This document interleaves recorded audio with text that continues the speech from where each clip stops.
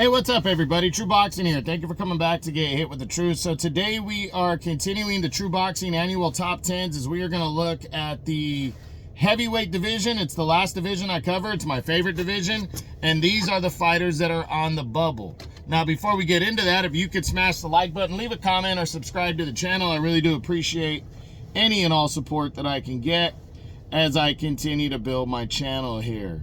So the fighters on the bubble, as we've discussed in other videos, these are the fighters that are close to potentially busting into the top 10 in 2025. And with the heavyweight division being so wide open, and so many big heavyweight fights getting ordered and made, this is just looking like it's going to be another explosive year in the heavyweight division. So let's kick it off with the first guy. We got 14 fighters to talk about here.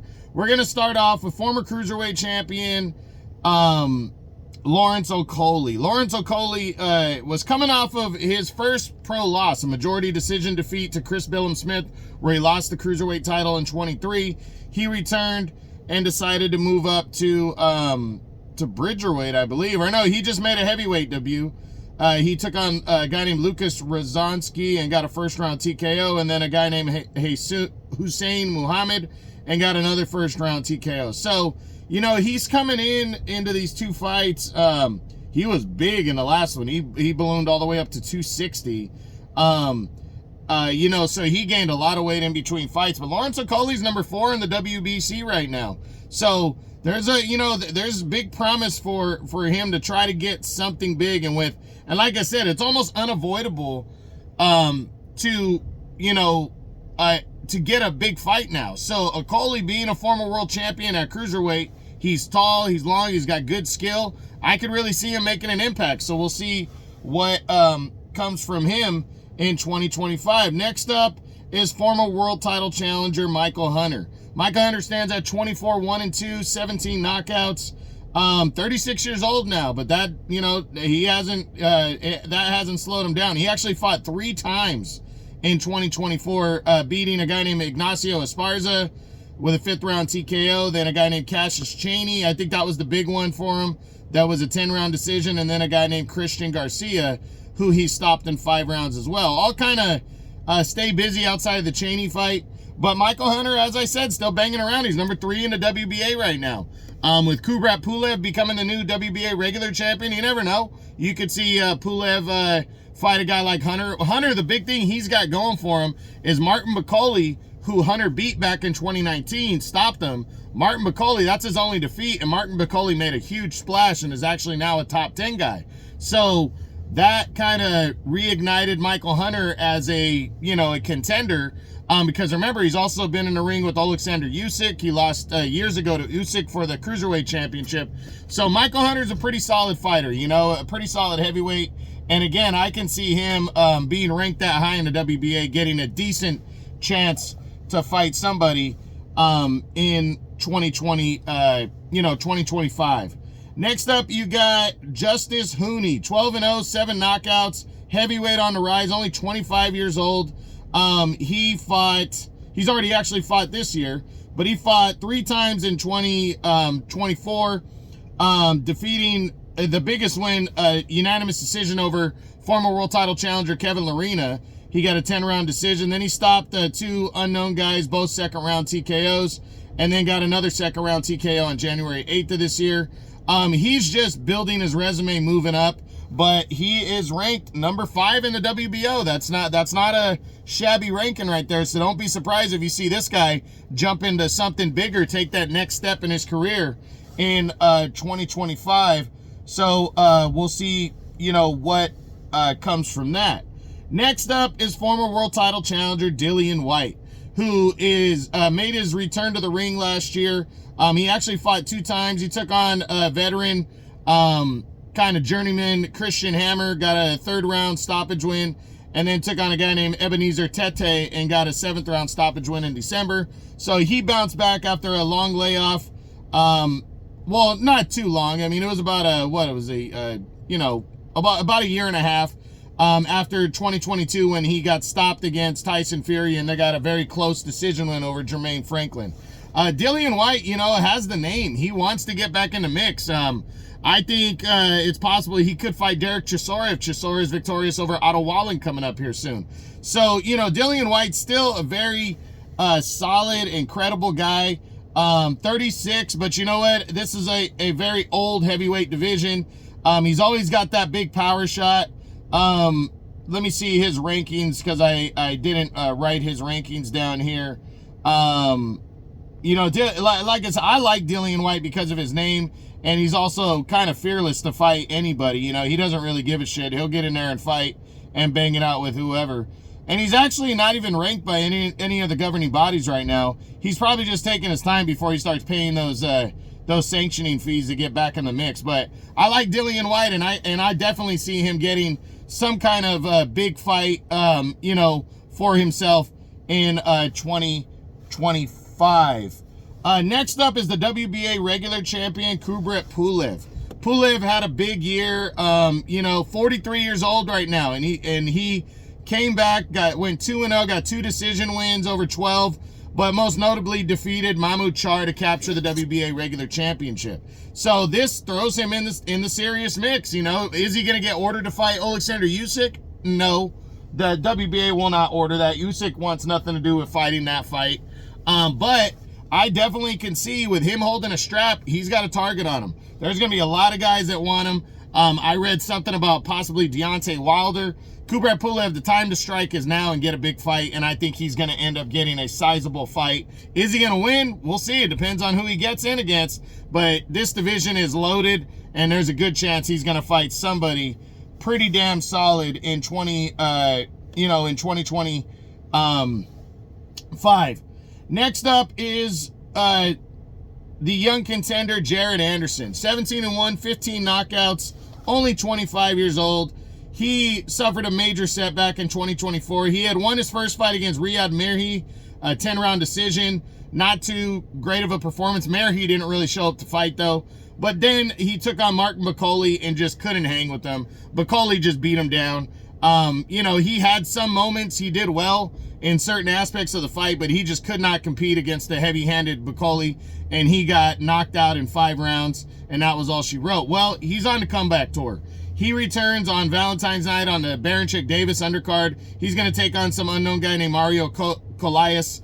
But a win gets him back into the mix, makes him, you know, get some confidence back. And that's something he sorely needs, especially at a young age. You know, but he has got nothing to hang his head about. He's number 15 in the IBF. I don't see him ranked in the WBA. He's not ranked in the WBC either. And then he's not ranked in the WBO. So he's just working his way back in. But I like Jared Anderson. I think he's got promise. He's still young, and we'll see how he bounces back, because the heavyweight division, losing a fight when you're young to some of these veterans, they ain't nothing to hang your head about. Anderson's got a ton of talent, and we'll see if he can bounce back from that devastating loss. It was on a big card, but he's a young guy. He had the right kind of attitude afterwards. And I think he will be back this year and get a decent fight towards the end of the year. Next up is former interim champion Joe Joyce, standing at 16-3, 15 knockouts, 39 years old, a young 39. But is he a shot fighter now? He has lost 3 of his last 4 fights. He was coming off of a devastating 2023 where he got knocked out twice against Zhilei Zhang. Then returned in March of 24, got a 10th round knockout win over a guy named Kash Ali. And then ran into Derek Chisora in a fight where he was a heavy favorite, and he got stopped, or he would suffer a knockdown and lose a 10-round unanimous decision in just an absolute war. But that was a big setback for him, because Chisora is not Zhilei Zhang. He was not supposed to be able to do that to him, and he did it. So he is 4 or 5 years removed from, you know, and actually only 3 years removed from that big moment against Joseph Parker, 2.5. And he just doesn't look like the same guy. He is bouncing back March 1st against a guy named Patrick Corte. We'll see how he does. You know, Joyce, you know, has that attractive, fun, heavy-handed style. So, you know, you definitely want to give him another chance. But at 39, is the age catching up finally, even though he was always a young fighter on the rise? I don't see him ranked in any of the governing bodies right now. he's probably just trying to work himself back in before he starts paying those sanctioning fees as well. Yeah, so we'll see what he can bring to the table in 2025 if he can get back into the mix. You know, he was a top 10 guy last year. You know, he was my number 6, and I think with his resume he could get back into it, but he needs a quality win in 25.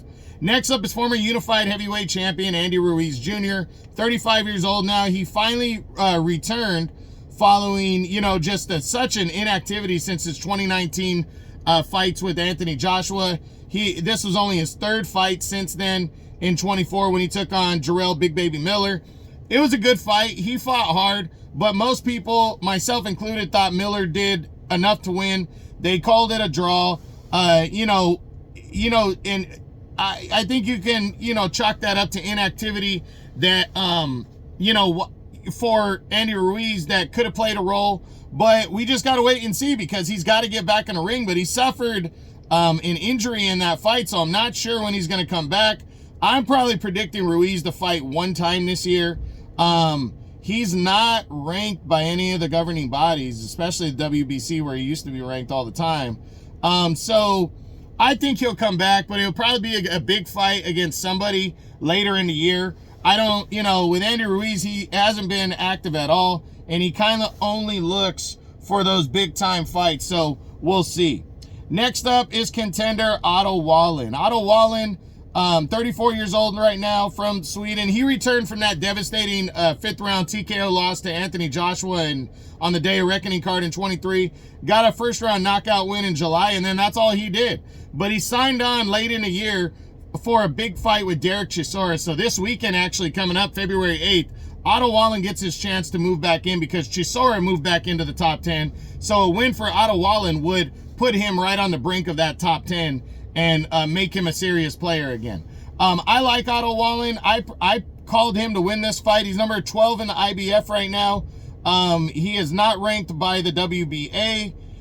He is number 11 in the WBC, and he's number 11 in the WBO. So a win over Derek Chisora will put him back in the top 10s of those governing bodies and make him a player again. Again, I like Otto Wallin. I picked him to get a decision here over Derek Chisora this month.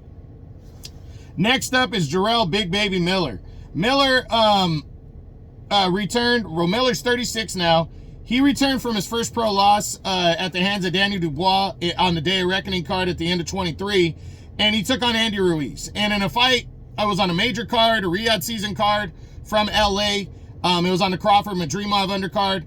I really thought he deserved the win over Andy Ruiz. They called it a majority draw. He was in line to fight Derek Chisora, and that fight fizzled out because of some his promotional deal and management deal. So that's what's keeping him out of the ring. But Jarrell Miller is good for the heavyweight division. He talks shit. He's an entertaining fighter. I want to see him back in there. He's number 12 in the WBA right now. And I think that's the only one he's ranked in right now, but I like him. He's a good heavy-handed fighter, and he's entertaining, and I really want to see him back in action. So hopefully he gets all that that stuff cleared up, because it's a damn shame to not see top guys fighting and all that. So we'll see what happens. Next up is Frank Sanchez. Frank Sanchez, 24-1, 17 knockouts. He's 32 years old right now. He suffered a major setback. His first loss in 2024 after getting a 7th-round TKO against Junior Fa on the Day of Reckoning card, where he got noticed. He really wanted to capitalize on his 2021 victory over Efe Ajagba and really throw himself in the serious mix. So he got in the Ring of Fire card against Ajit Kabayel, and he got the shit kicked out of him. I mean, he just, a lot of people thought he was going to be the answer to a guy like Kabayel, and he got worked, and he got stopped in 7 rounds. A vicious body attack by Kabayel. For Sanchez, he is highly ranked, though. He's number 4 in the IBF right now, I believe. Yeah, he's number 4 in the IBF. I don't believe there is a number 1 contender in the IBF right now. Actually, there's not 2 guys in the top 10. And Martin McCauley looks like he's going to move on and fight Anthony Joshua. I don't know if that's going to be for the mandatory shot since he's the highest rated contender at number 3, but we could very easily see Martin McCauley, Frank Sanchez fighting F.A. Ajagba again or somebody else to become a mandatory challenger this year because he's highly ranked. So we'll see, but he's going to have the opportunity to bounce back from that loss. How does he bounce back from that devastating defeat to Ajit Caballel this year? That's the major question, and I'm really interested in seeing how he does that. Next up is former longtime WBC heavyweight champion Deontay Wilder. Wilder has lost 4 of his last 5 fights now. He was returning from the Day of Reckoning upset decision loss to Joseph Parker, and he fought on the 5 versus 5 card representing Matchroom as a wild card, and he would take on Zhilei Zhang and get destroyed. He would get knocked out in 5 rounds. He was competitive for a little bit. He landed a few big shots, but he could not keep the heavier handed and heavier period Zhang off of him, and he got knocked out brutally in the 5th round. Everybody thought after that it could be retirement time, but Wilder axed that. He wants to come back. He still wants to fight. And, that's interesting, but I'm not surprised because he's so heavy-handed. There's so much money to be made. He's got such a big name. He's 39 years old, and really, in the heavyweight division, all it takes is one fight, especially when you got a big name already, that can turn things around and get you shooting towards the top. And I think that's what he wants. I think he wants to take it serious. I don't think he really wants to go out the way he went out. He's number 13 in the WBC right now. That's his only ranking as of now. And as I said, I just think he wants to come back and not let that be his final moment in the ring that everybody saw.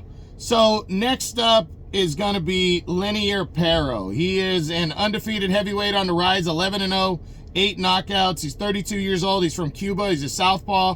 Hasn't really done much. He only fought once this past year as a first-round TKO win, and then that's all he did. Pero is currently ranked number 4 in the WBA. With the heavyweight titles all kind of locked up, I wouldn't be surprised if he gets a shot at the regular belt but against Pulev, but he's got to earn that in my opinion. So, but the heavyweight division is hot, and he needs to try to make an impression. So we'll see how he answers that call this year. And then the final heavyweight we're going to look at is the undefeated Moses Itama.